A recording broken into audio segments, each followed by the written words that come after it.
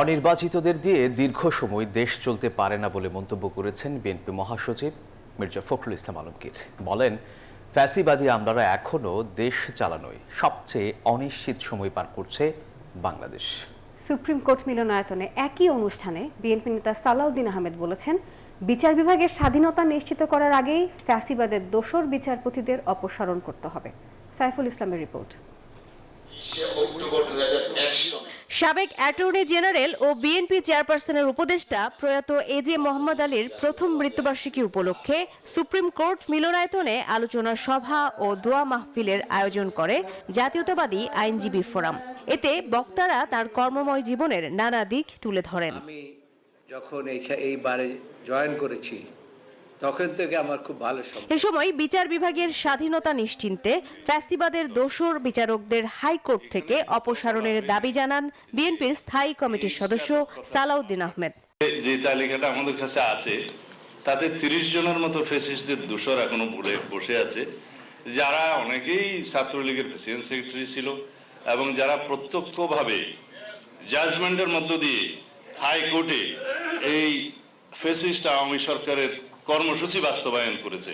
ফ্যাসিস্টদের দোসর সেই 30-32 জন যারা হাইকোর্টে বসে আছে তাদেরকে অপসারণ করতে হবে, তারা যেন সেই ইন্ডিপেন্ডেন্সের সুবিধাটা না পায়। বিএনপি মহাসচিব মির্জা ফখরুল ইসলাম আলমগীর বলেন, সংস্কারের কথা বলে নির্বাচন পিছিয়ে দেওয়ার চেষ্টা করছে কেউ কেউ। অনির্দিষ্টকালের জন্য অন্তর্বর্তী সরকার দেশ চালাতে পারে না বলেও মন্তব্য করেন তিনি। আমরা তো সংস্কার চেয়েছি সবসময়। বান্ডেল থাকলে প্রতি সেনমানিতে টাকা বাঁচবে। বিকাশ সেনমানি বান্ডেল কিনে জিতুন প্রতি লেনদেনে। এবং অনেকে বলছে যে আগে সংস্কার হবেই তারপরে নির্বাচন। তো সংস্কার তো একটা চলমান প্রক্রিয়া। সংস্কার কোনটা হতে হচ্ছে আপনার 5 বছর 10 বছরও লাগতে পারে, এটা তো চলমান। তাহলে নির্বাচন 10 বছর হবে না। আর এই 10 বছর কি ওই ফ্যাসিবাদী আমলাদের হাতে দেশ চলবে?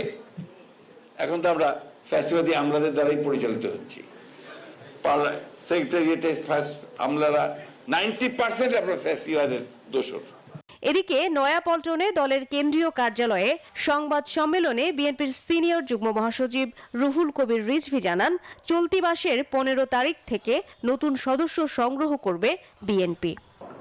আমাদের দলের এই মুহূর্তে কত লোক আগ্রহী বিএনপি করার জন্য, সেটাও আমরা এই নতুন সদস্য সংগ্রহ যে অভিযান চলবে সেই অভিযানের মধ্যে আমরা সেটি জানতে পারবো।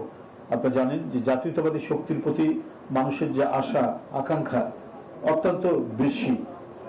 তারা জাতীয়তাবাদের পতাকা তলে নিজের একটা ছায়া খুঁজে। আওয়ামী লীগের আমলেও যারা হয়তো একসময় আওয়ামী লীগ করতেন, কিন্তু আওয়ামী লীগের এই দুঃশাসন, আওয়ামী লীগের বর্বরচিত কর্মকাণ্ড, লুটপাট, টাকা পাচার, এটাকে পছন্দ করেনি, নিজেরাও করেনি। মানে যারা করেনি এই ধরনের মানুষ, তারা আগেই আওয়ামী লীগ থেকে সরে গেছেন, তারা আসতে পারবে না। কেন? বেগম খালেদা জিয়ার শারীরিক অবস্থা আগের চেয়ে ভালো বলেও জানান রিজভী। মারুফা রহমান, নিউজ 24, ঢাকা।